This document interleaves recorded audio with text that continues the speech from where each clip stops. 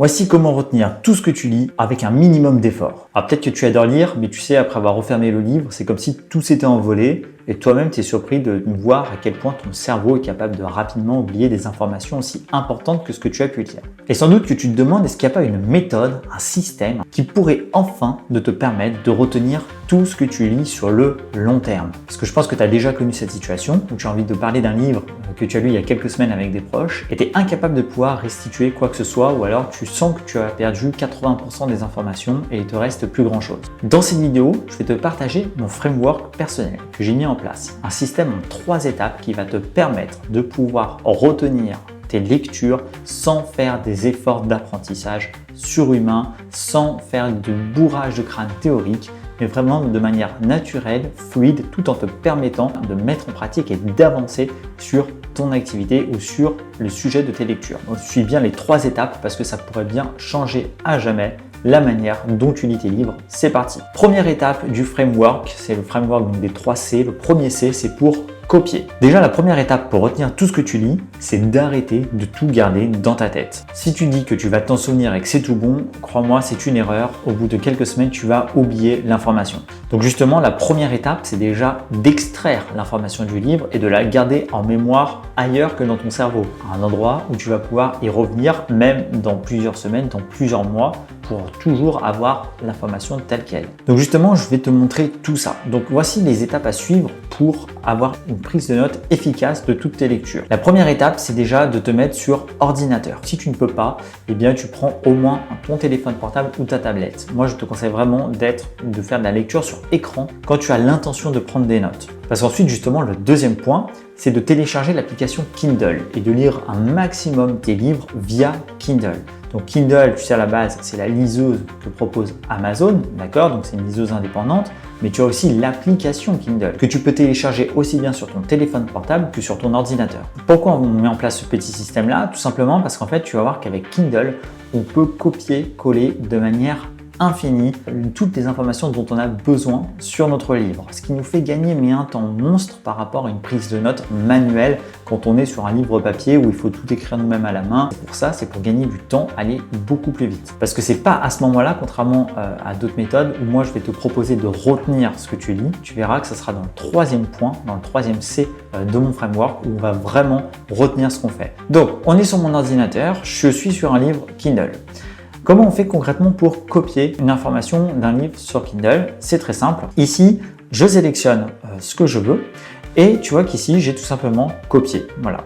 Donc, je clique ici et il y a marqué copier. Et donc, à partir de là, j'ai l'information et je vais pouvoir venir la coller, mais je vais te montrer ça après. Donc ici, c'est relativement simple et tu vas me dire, oh, bah, super simple, ok. Sauf qu'en fait, tu vas voir que si tu commences à le faire sur pas mal de passages de ton livre, donc comme je te disais, tu vas être limité. Et pour surmonter cette limite, c'est très simple en fait. Moi, ce que je fais, c'est que je sélectionne à nouveau le passage que je veux copier, mais au lieu de cliquer ici, tu vois qu'en bas, ici, on a des petites fenêtres qui s'ouvrent. Et bien moi, en fait, je vais cliquer ici sur Recherche Google. Et quand je clique ici, hop, ça m'ouvre Google et regarde-moi ça. Ici, j'ai tout simplement le texte qui apparaît. Et en fait, ça se comporte comme un texte normal que je peux venir ici tout simplement copier. Et comme ça, je copie, après je vais le coller tout simplement ailleurs et je vais te montrer ça après. Donc tu vois, c'est ça la petite faille qui m'a valu énormément de vues à l'époque sur ma vidéo YouTube et qui aujourd'hui en fait me permet de surmonter les limites tout simplement imposées par Kindle sur le nombre de copies qu'on peut avoir d'un livre. C'est tout simplement de sélectionner un passage du texte et de cliquer à chaque fois sur Recherche Google pour qu'en fait le texte se mette sur Google automatiquement et que je le copie depuis Google plutôt que de le copier directement depuis l'application Amazon Kindle. Enfin franchement, depuis que j'applique cette technique-là, ça m'a toujours permis de contourner toutes les limites en fait de copier-coller d'un livre. Donc ça, c'est la première étape du framework. Alors que copier comme information dans ton livre, que copier maintenant que tu vois comment on fait, moi je te conseille de copier 2 types d'informations en fonction de tes besoins. Si jamais tu veux créer du contenu et que tu cherches des anecdotes, des petites histoires sympas à raconter, autre chose que du contenu purement pratique, je te conseille de copier ces anecdotes que tu peux trouver dans des livres, peut-être des statistiques assez marquantes ou des anecdotes que tu as trouvées sympas, que tu pourrais retravailler pour toi à ta sauce pour les partager à ton audience, d'accord? Ou tout simplement pour dire que tu l'as lu dans tel ou tel livre. Donc ça, c'est le premier type d'informations que tu peux venir copier, qui peuvent être intéressantes. Et le deuxième type d'information à venir copier, ça va être évidemment toute la mise en pratique, d'accord? Si par exemple tu lis un livre qui te propose d'appliquer un système en X étapes ou autre, eh bien tu vas venir à chaque fois copier les points clés de chaque étape pour toujours garder une trace en fait de la mise en application et du cœur de la substance même du livre. Une fois que tu as fait ça, on va passer à la deuxième étape du framework qui est le deuxième C pour coller. Après tout, une fois que tu as les informations, que tu as les petites pépites du livre, c'est bien beau, mais qu'est-ce que tu en fais concrètement? Il faut bien les coller quelque part. Et le problème, c'est que si jamais tu vas coller ça n'importe où sans structure, tu vas créer une sorte de fouillis d'informations qui va être inexploitable. Et c'est là où la magie va commencer à opérer, ça va être dans la manière dont tu vas pouvoir organiser tout ce que tu récoltes comme information dans les livres. Pour pas que ce soit un joyeux bazar où tu sais jamais où donner de la tête pour trouver les informations, pour que tu aies une sorte de classeur virtuel organisé pour systématiser tout simplement la prise de notes et que ça soit hyper simple à chaque nouvelle lecture pour toi, eh bien de savoir où les ranger et surtout de les retrouver derrière. Et moi j'ai mis du temps à le comprendre parce qu'au début je copiais-collais un petit peu mes informations n'importe où. J'avais plusieurs applications, j'avais documents Word, j'utilisais aussi Evernote, j'avais même plusieurs comptes sur Evernote, enfin c'était un peu n'importe quoi, j'avais des informations dispersées un peu de partout.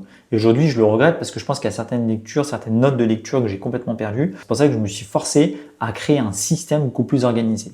Et pour faire ça, j'utilise en fait Notion. Donc là, tu vois à nouveau sur mon écran, j'ai littéralement tout mon business qui est organisé sur Notion. Donc Notion, c'est un outil gratuit, un logiciel gratuit que tu peux télécharger sur ton ordinateur ou sur mobile ou sur tablette. Et en fait, donc du coup, ça va tout simplement te permettre de venir créer ici des pages et que tu vas pouvoir organiser comme tu veux, d'accord? Donc tu peux créer vraiment différents modèles, des calendriers, des fiches de prise de notes, des tableaux en fonction de tous tes besoins. C'est un outil très avancé. Je ne vais pas rentrer dans les détails ici. Nous, ce qui nous intéresse, c'est vraiment les fonctionnalités de base. En fait, c'est de pouvoir venir créer ici des pages et on va en fait tout simplement venir créer une page pour chaque lecture qu'on va faire. Donc voilà comment je m'organise concrètement. Moi en fait, j'ai ici, comme tu peux le voir, une page qui s'appelle Learning. Et à l'intérieur de cette page, eh bien, je regroupe en fait tout mon apprentissage. Donc concrètement, en fait, dans cette page Learning ici, j'ai créé 4 sous-pages différentes. Donc quand j'ai créé ma page Learning, je peux venir ajouter une sous-page ici directement au niveau de ma page principale. Donc là, je suis au niveau de Learning. Si je clique sur plus, je vais venir ici ajouter une sous-page à l'intérieur donc de Learning. Et donc moi, j'ai une page pour les webinaires, une page pour les formations que je regarde, une page pour les lectures, une page pour les vidéos. Et donc ici, tu vois, ce qui nous intéresse, c'est la page lecture. Et en fait, si j'ouvre la page lecture, tu vois qu'ici, là, depuis que j'ai commencé à appliquer ce système il y a quelques temps, eh bien, j'ai les livres, les prises de notes de tous mes livres ici. Et en fait, donc du coup, à chaque fois que je lis un nouveau livre, eh bien, je vais à nouveau dans la page ici lecture et je crée une sous-page à l'intérieur et je tape le nom du livre. Voilà. Et je mets un petit emoji ici d'un livre ouvert pour dire que c'est un livre que j'ai lu. Et hop, je l'ajoute et là, tu vois que ça apparaît ici le nom du livre. Donc là, pour l'exemple, là, je vais le supprimer. Je vais prendre ici déjà un exemple que j'ai créé, livre pour la vidéo. Et donc comme ça, ici, j'ai un espace dédié, une fiche dédiée à la prise de notes pour mon livre spécifiquement, organisée dans un système plus global. Tu vois ici où j'ai toutes mes lectures en un clin d'œil, où je peux revenir super facilement sur un livre. Et c'est ici que je vais coller mes informations. Ici, tu vois, c'est là que je vais venir coller tout simplement à chaque fois les informations que je récupère. Et surtout, ce que j'essaye de faire quand je colle les informations de mon livre, c'est de respecter la structure que suit l'auteur, avec le même nom des chapitres et avec les mêmes sous-parties. Donc là, c'est très simple en fait. Là, par exemple, imaginons que ça ce soit le chapitre 1. Je vais mettre chapitre 1, le nom du chapitre ici, d'accord? Voilà. Et en fait, je vais mettre en titre ici, je double-clique. Et là, tu vois qu'on peut choisir ici un peu le style qu'on veut. Donc là, je vais cliquer ça là-dessus et je vais choisir Heading 2 par exemple pour un titre. Et ça va automatiquement me le mettre sous forme de titre. Et puis là, je vais pouvoir choisir ici la couleur, par exemple, en rouge. Voilà. Et si ce texte-là correspond, par exemple, je sais pas, à l'introduction du chapitre, bien là, je vais créer en italique et en surlignement, ici, par exemple, introduction. Et comme ça, là, je vais mettre toute mon introduction. Et puis ensuite, si on passe à la première partie du premier chapitre, là, je vais mettre première partie et je vais coller toutes les informations ici importantes. Et puis, dès qu'on arrivera au chapitre 2, hop, ici, je mettrai chapitre 2 et ici, je collerai les informations. Et en fait, c'est comme ça que je m'organise, c'est-à-dire que je respecte complètement la structure du livre quand je colle mes informations, ce qui me permet très rapidement, lors de ma prise de notes, d'avoir une organisation. C'est pas juste des notes que je colle, que je balance comme ça à l'arrache, pas du tout. J'ai une seule page avec toutes mes notes, avec la même organisation que le livre, pour tout de suite retrouver tout le contexte qui était lié à ce livre. Et je vais te montrer sur une prise de notes finale d'un livre que j'ai lu, par exemple celui-ci. En fait, tu vois qu'à la fin, ça me donne quelque chose en fait d'hyper structuré avec des titres, des sous-titres, etc. Et je peux revenir comme ça facilement sur n'importe quelle information.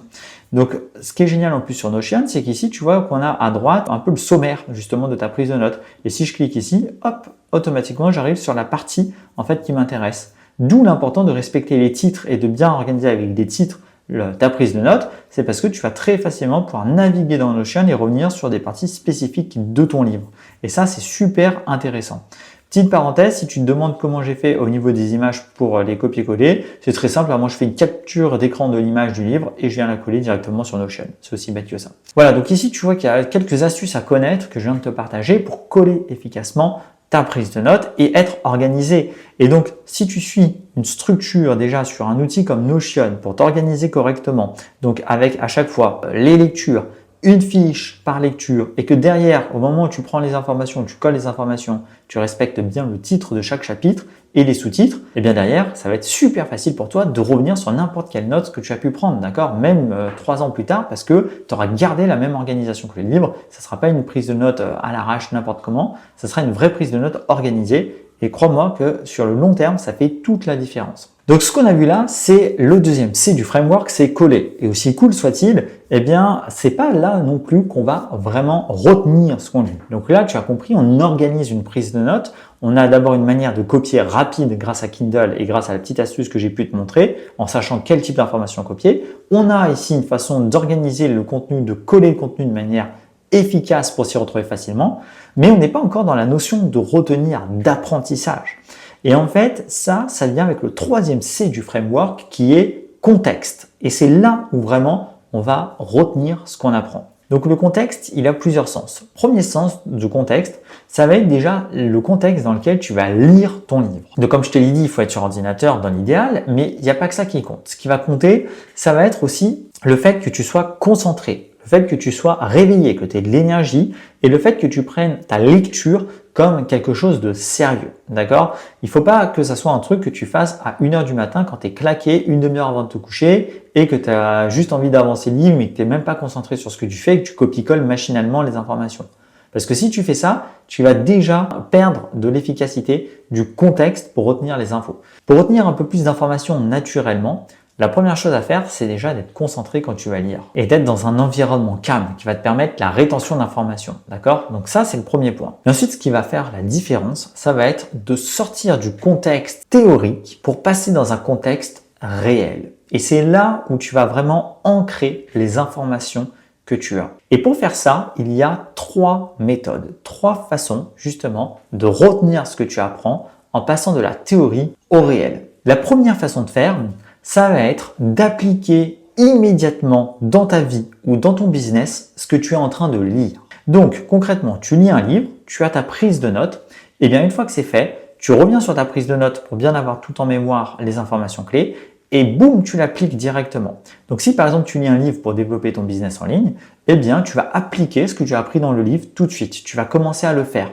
Même si tu ne le publies pas, même si c'est encore quelque chose qui reste pour toi, peu importe, tu le fais. Tu mets en application, tu appliques les conseils de l'auteur. Ça, c'est ce qui va te permettre de passer de l'apprentissage purement théorique à l'apprentissage pratique. Et en fait, ça va te permettre de créer des connexions, d'accord, cérébrales, neuronales, réelles, d'ancrer dans le réel ce que tu as pu apprendre. Et ça va t'aider grandement à retenir les informations.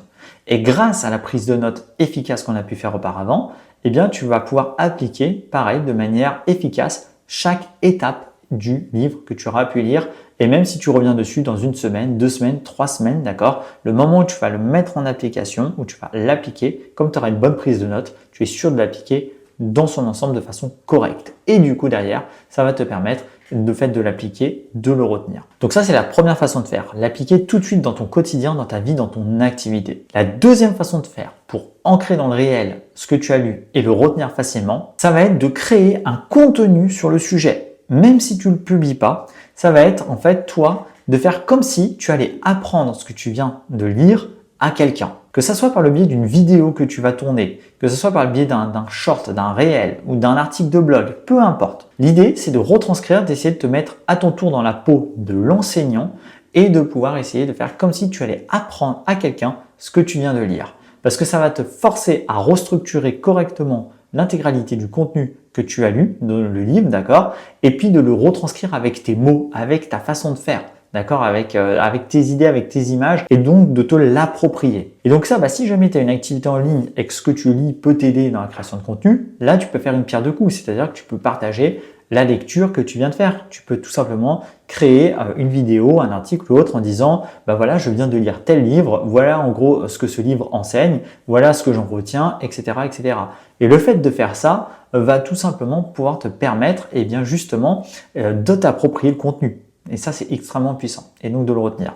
Et si jamais c'est pas forcément quelque chose que tu as envie de partager à ton audience, mais que c'est plus quelque chose pour toi, bien dans ce cas-là, tu peux créer ce contenu malgré tout, sauf que tu le publieras jamais. Tu fais comme si simplement tu enseignais à quelqu'un, d'accord, tu écris, tu fais comme un article de blog, comme une petite vidéo, mais tu ne la publies pas. C'est pas grave. Mais cette façon de faire est extrêmement puissante parce que quand tu enseignes quelque chose, c'est aussi une excellente façon de retenir pour toi, les informations que tu as apprises. Maintenant, la troisième façon de faire, ça va être d'en discuter, ça va être d'échanger dessus. Ça, c'est la troisième façon d'ancrer dans la réalité le contenu que tu viens d'apprendre. Par exemple, si jamais tu as des personnes, des collègues, des amis, des proches, peu importe, qui sont justement dans le même domaine d'activité que toi et que tu sais que ce que tu as lu pourrait les intéresser, dans ce cas-là, tu vas pouvoir échanger avec eux sur le livre, demander ce que tu as lu le livre, ou alors moi je viens de lire tel livre, j'ai appris que ci, que ça, etc. C'est super intéressant. Et ça, en fait, tu vas pouvoir le faire de manière efficace parce que tu auras une bonne prise de notes derrière. Donc si par exemple tu sais que tu vas en parler avec quelqu'un, demain, avant de lancer le sujet avec cette personne, tu vas te remettre en mémoire tout simplement ce que tu as pu apprendre, d'accord, grâce à ta prise de notes efficace. Et comme ça, le lendemain, tu en parles avec la personne en question et le fait d'avoir un échange va t'aider à le mémoriser. Autre astuce, autre façon de faire. Si jamais c'est trop complexe pour toi et que tu n'as pas forcément des personnes avec qui échanger à chaque fois sur chaque lecture que tu fais, tu en parles avec l'IA, tout simplement. Tu vas dire à l'IA, je viens de lire tel livre, est-ce qu'on peut en discuter? Le fait d'en discuter va m'aider à mémoriser justement ce livre. Est-ce qu'on peut avoir une conversation comme si on était deux collègues ou deux amis ou autres sur le livre en question? N'hésite pas à me poser des questions et avoir une vraie discussion. D'accord? Tu peux faire un prompt comme ça à l'IA et comme ça, tu as des échanges directement avec l'IA autour de ton livre. Et ça va t'aider à retenir comme si tu avais une conversation réelle avec quelqu'un. Ça va t'aider à en parler. Et évidemment, l'idée, c'est de pouvoir faire en sorte de demander à l'IA qu'elle te pose des questions un peu spécifiques pour voir ce que tu as retenu du livre. Et le fait donc d'en discuter, d'en parler, va te permettre d'ancrer une fois de plus, un peu plus dans le réel, simplement ce que tu as appris. Et en fait, en faisant comme ça, tu vois qu'on ne fait pas un bourrage de crâne théorique. On n'est pas en train de te forcer à retenir des informations, mais ça se fait naturellement, que ce soit par la création d'un contenu, que ce soit par l'application dans ta vie, dans ton activité immédiate de ce que tu as appris, ou que ce soit en discutant avec tes proches ou en simulant une discussion avec l'intelligence artificielle. C'est un processus beaucoup plus fluide et naturel que de te faire un bourrage de crâne d'informations que tu finiras par oublier parce que ça restera toujours théorique. La clé, c'est vraiment le contexte, c'est-à-dire sortir du contexte théorique pour passer dans un contexte pratique et l'ancrer dans le réel. Ça, c'est la troisième étape du framework. Donc, ce qui est bien, c'est que ça marche avec tout type de livres, que ce soit des livres pour développer ton activité de développement personnel ou qui t'apprennent une compétence pratique, mais aussi pour des livres théoriques, entre guillemets, ou philosophiques, ou historiques, d'accord? Une fois que tu as lu, par exemple, un livre sur l'histoire de France, tu peux très bien te dire, ok, je vais créer un contenu pour essayer de restituer ce que j'ai fait sur ce livre-là, parce que j'ai vraiment envie, justement, de ne pas oublier, ou alors avoir une discussion, justement, avec des passionnés dans ton entourage, ou avec l'IA. Ça, c'est vraiment un cheat code, de pouvoir utiliser l'IA pour simuler une discussion immédiatement avec un interlocuteur, et donc, la configurer pour faire en sorte qu'elle te pose des questions spécifiques sur l'histoire de France et voir ce que tu as retenu, et ne pas hésiter à faire des allers-retours au début dans tes prises de notes efficaces, puis ensuite, petit à petit, à force d'en parler, l'intérioriser, l'intégrer et que ça devienne naturel pour toi. Voilà ce que je voulais partager avec toi. Si tu veux aller plus loin, je te propose deux choses. La première chose, c'est ma liste de 10 livres à lire que je te conseille pour te lancer dans le business en ligne. Ce sont pour moi 10 livres indispensables et qui vont vraiment t'aider. Je te mets le lien juste en dessous dans la description. Et la deuxième chose, si tu veux aller plus loin et plus vite tout de suite, tu as un accès libre à mon catalogue de formation. Les liens sont juste en dessous dans la description également. Je te laisse aller jeter un coup d'œil. N'oublie pas de t'abonner à la chaîne si ça t'a plu, de mettre un petit j'aime. Et moi, je te dis à très vite pour de prochaines vidéos. Ciao!